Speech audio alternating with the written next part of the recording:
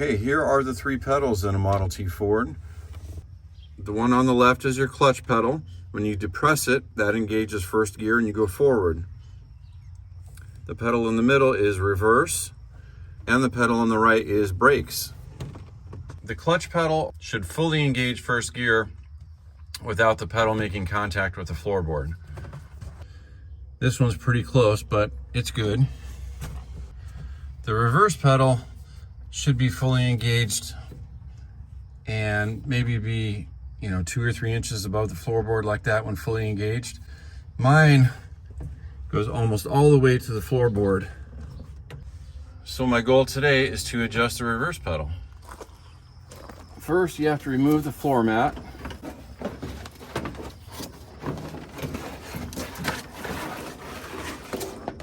Next, we have to remove a couple of these floorboards.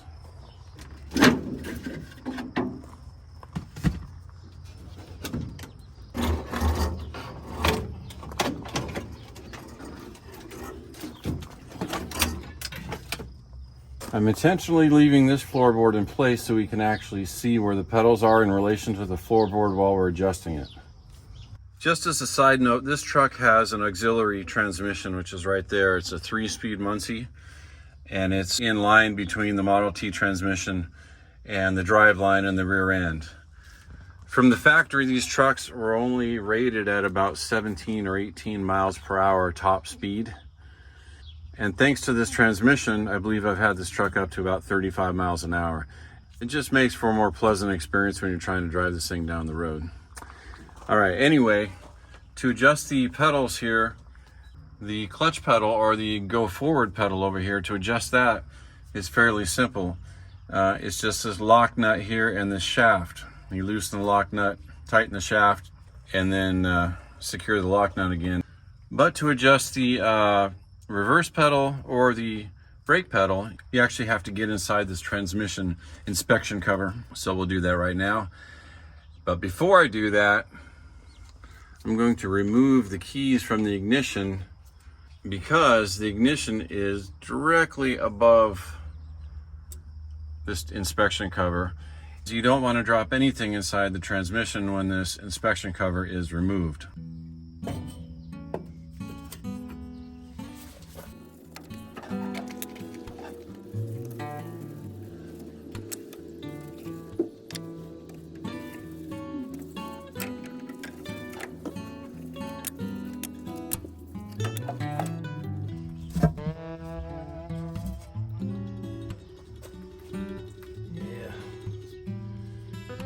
This gasket's pretty much shot.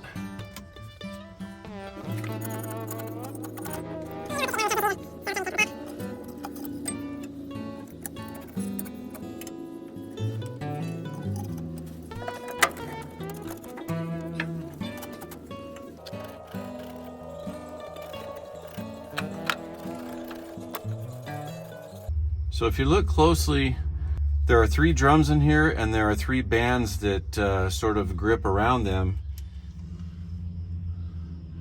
You can see right there. That's a good shot of the bands themselves and the material. In this particular case, those bands are made of cotton. You can also get them made out of wood and Kevlar. I don't really have a preference, but I think I do tend to lean towards the Kevlar, simply because it never wears out. Unlike these cotton linings, eventually break down, you have to replace them. The Kevlar supposedly will last forever.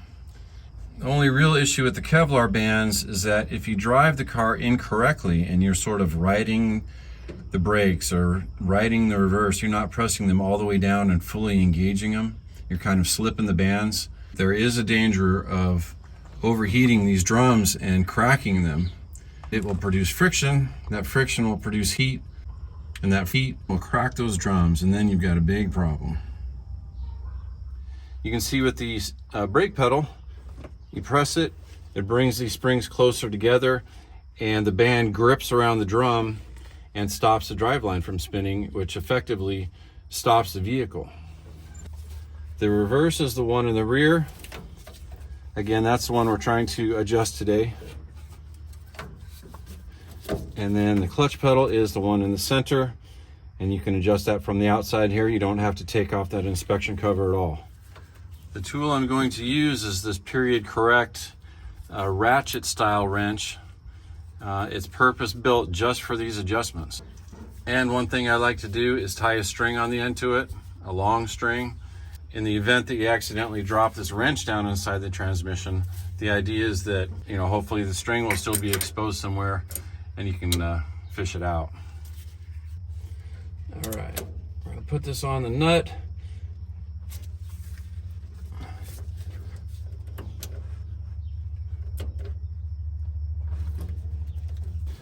And the idea is you want to tighten that nut so it will compress the spring sooner and engage the band sooner.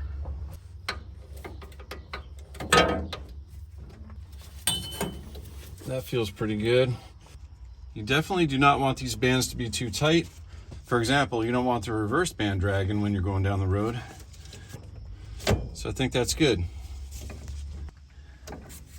It looks like I've got 2 or 3 inches now, and before I had like a ½ an inch.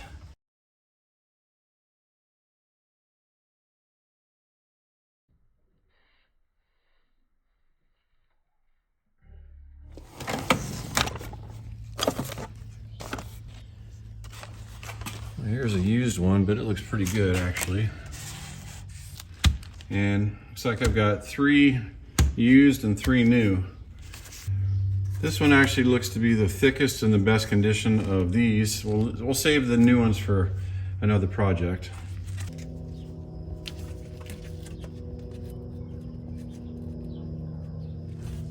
I normally like to run an oil screen in here. It's like a perforated thin piece of steel, and you can place a magnet on it. And maybe I didn't mention this yet, but the engine and the transmission share the same oil. So if you happen to get those teeny bits of metal filings from an old motor, an oil filter would typically pick that stuff up. But because these systems don't have oil filters, running a screen in here with a magnet is the next best thing. And if you're not a Model T guy and you're wondering, why the heck am I not using some sort of a silicone or gasket sealer on this gasket? It really just isn't worth the effort. I just like to put one dry, clean gasket on here, cinch these down to medium torque, and you're good to go.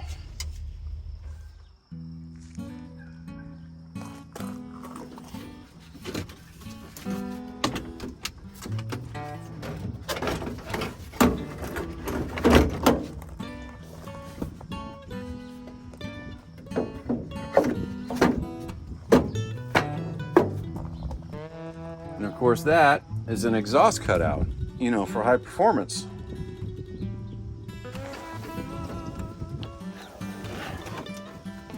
Test the pedal with my foot before we get this completely buttoned up. Yeah, much better. Good, we'll go with that.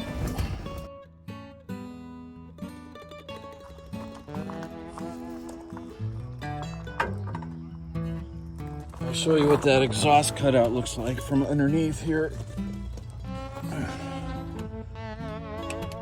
When you press the pedal in the cab with your foot, it engages this lever, which opens the exhaust before it gets back to the muffler.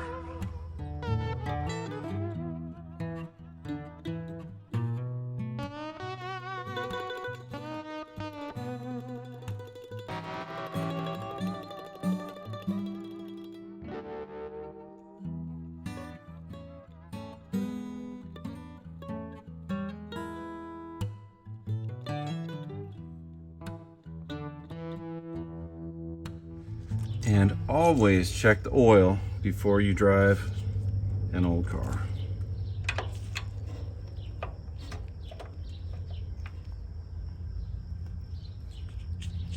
We're good.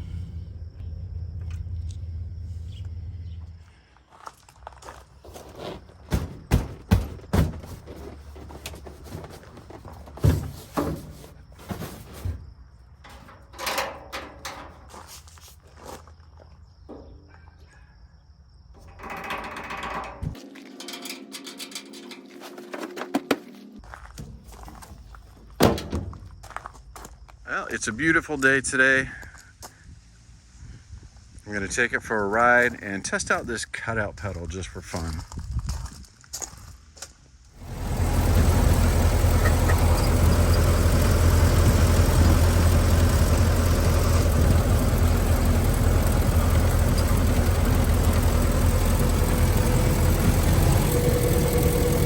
Watch this. Watch what?